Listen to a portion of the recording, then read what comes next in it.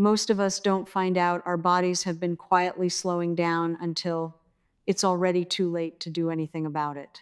Once we cross the line into our 70s, there are 6 very simple, everyday things that tell the absolute truth about how well we are actually holding up.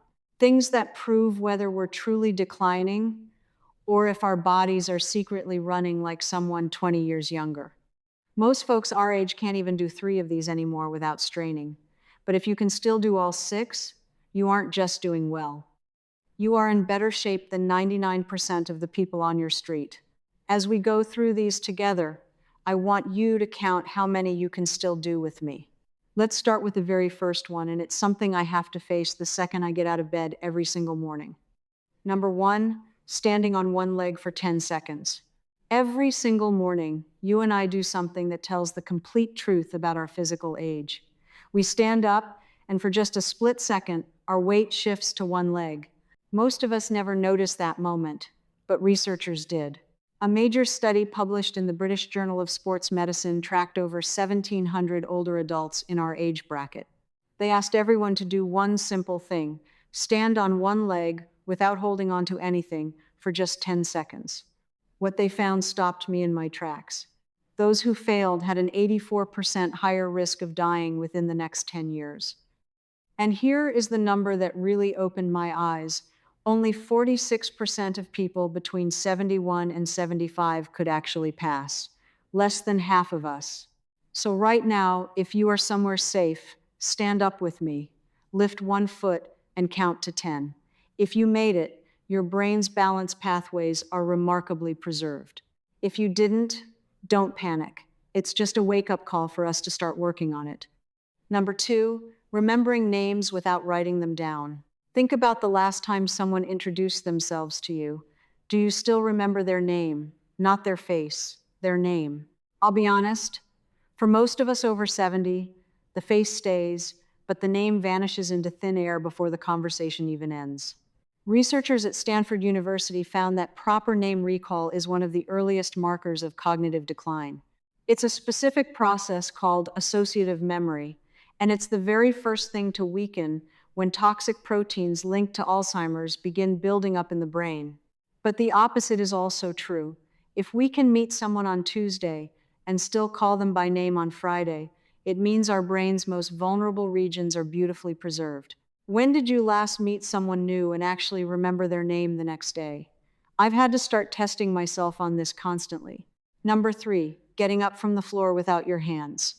At some point in the last few years, getting down to the floor and back up again became a completely different experience than it used to be for me. Medical researchers in Rio de Janeiro developed a simple test called the sitting rising test. You sit flat on the floor, and then you try to stand back up without using your hands, knees, or any support. They tracked over 4,000 adults for 12 years, and the results were staggering. People our age who scored poorly, meaning they needed multiple points of support to get off the carpet, were 6 times more likely to suffer a sudden heart attack or stroke. This isn't measuring how much we exercise. It's measuring the exact combination of core strength and flexibility our bodies need to survive every single day. Can you get up from the floor right now without using your hands? If you can, you have a massive health asset that I deeply admire. Number 4, walking briskly without losing your breath. We probably view our walking pace as just a habit, but doctors view it as a vital sign. A massive analysis covering over 800,000 adults found that our walking pace is just as accurate at predicting life expectancy as a full battery of hospital tests. For those of us over 60, simply moving at a brisk, purposeful pace instead of a slow stroll was linked to a 53% drop in cardiovascular death. In fact, cardiology data shows that a 75-year-old who walks briskly will spend an average of 8 additional months in perfect health compared to a slow walker. The next time you walk down the driveway or through the store, check yourself. Are you moving with confidence and purpose, or has your pace quietly slowed down without you realizing it? Number 5, sleeping through the night. Most people assume that tossing, turning, and waking up at 3 a.m. is just a normal part of getting older. It's common for us, yes, but it is far from harmless. Neurology studies show that as little as a 1% decrease in deep sleep translates to a 27% spike in our risk of dementia. Why? Because during deep sleep, our brains activate what scientists call the glymphatic system, which is essentially an overnight cleaning crew. It literally flushes out the toxic plaque buildup associated with Alzheimer's. When our sleep is constantly broken, that cleaning crew gets interrupted. Night after night, the waste builds up. Studies of people who live past 85 in perfect health show they preserve their deep sleep. If you're tossing and turning all night, your brain isn't cleaning itself properly. And that's something we have to address. Number 6, learning and retaining a genuinely new skill. This last one is the one I think most of us underestimate because it feels optional. It isn't. Neurologists confirmed that learning a completely new skill physically rewires the aging brain. Harvard Medical School calls this cognitive reserve, our ability to build a buffer against decline. But here is the catch. It cannot be something we are already good at. Crossword puzzles and reading things we already know don't count.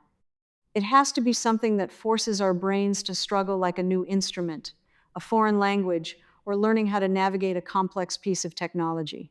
If we can learn a new concept and actually retain it, we are building a structural shield against dementia that no medication on earth can match.